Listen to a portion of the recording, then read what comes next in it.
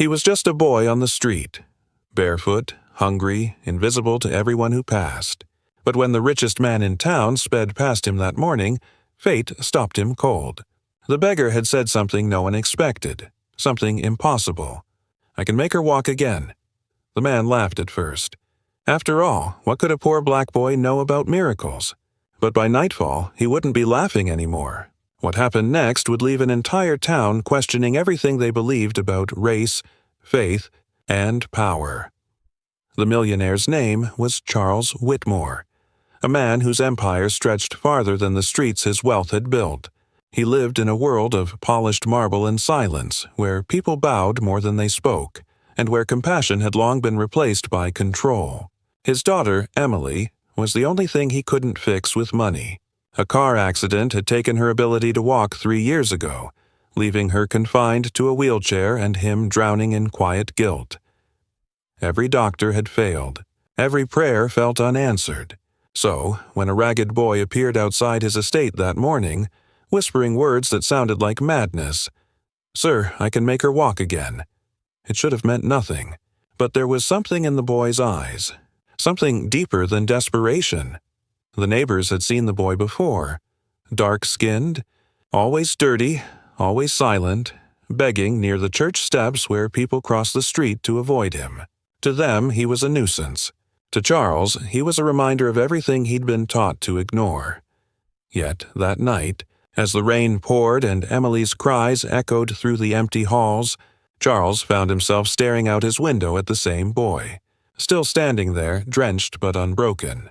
Something about that moment, the helplessness in his daughter's voice, the storm outside, and the unexplainable persistence of that child, pulled him toward the door. He didn't know why he opened it. Maybe he was desperate. Maybe he was curious. Or maybe, deep down, he was about to learn a truth that money and privilege could never buy. The boy's name was Isaiah. No last name, no family anyone knew of, just a shadow in the streets of Oak Ridge. His skin was dark, his clothes torn, his voice quiet but steady. When Charles finally let him into the mansion, the servants froze. They weren't used to boys like him stepping onto marble floors. Their eyes followed him with quiet disgust, whispers bleeding through the silence. Charles led him down the long hallway toward Emily's room, his mind torn between disbelief and some faint, unwanted hope.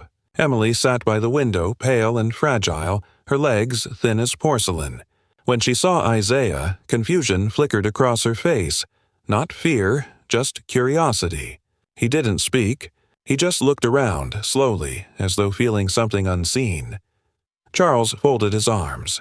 "You said you could make her walk," he said coldly. "Do it." Isaiah didn't move.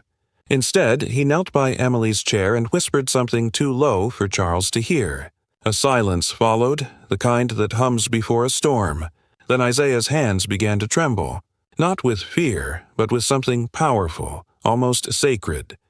But before anything could happen, a voice broke through. One of the servants shouting, "Get that boy out of here!" 2 others rushed forward, grabbing Isaiah by the shoulders, dragging him toward the door. Charles didn't stop them. Maybe part of him was afraid, not of the boy, but of what it would mean if he was right. Isaiah didn't fight back. He simply looked at Emily one last time and said softly, "The pain isn't in her legs. It's in the house." The words echoed long after he was gone. That night the house grew colder. The lights flickered. Emily's cries returned, sharper, desperate. Charles tried to ignore it, tried to forget the boy, but he couldn't. The words clawed at him, each one burning deeper. "It's in the house," and then, just past midnight, he heard it. Faint footsteps upstairs.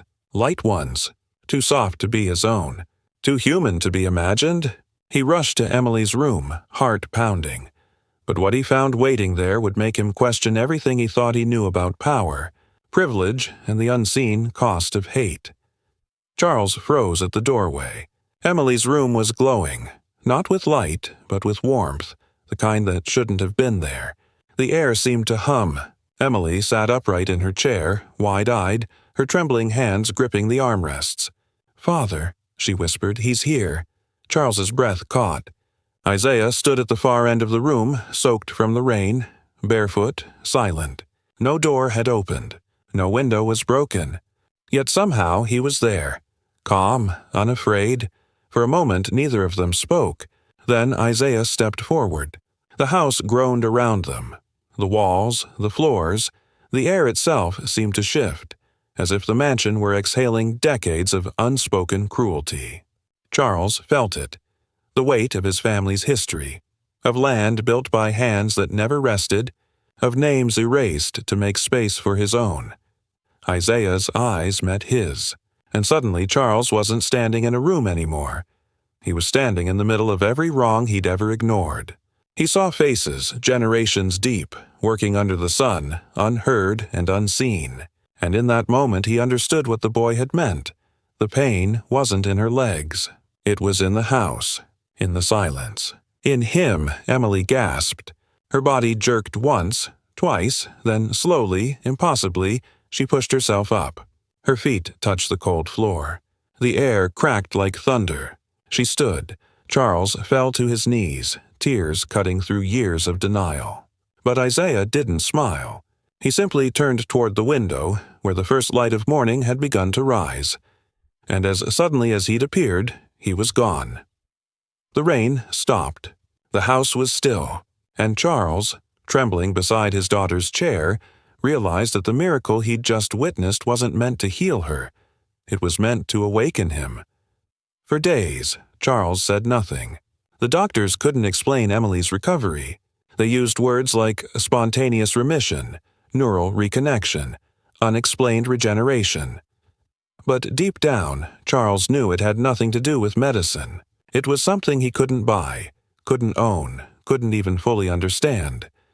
He tried to find Isaiah, sent men across every street, every shelter, every corner of the city. But no one had seen him. Some said the boy never existed. Others whispered that maybe he wasn't meant to be found. But Charles changed.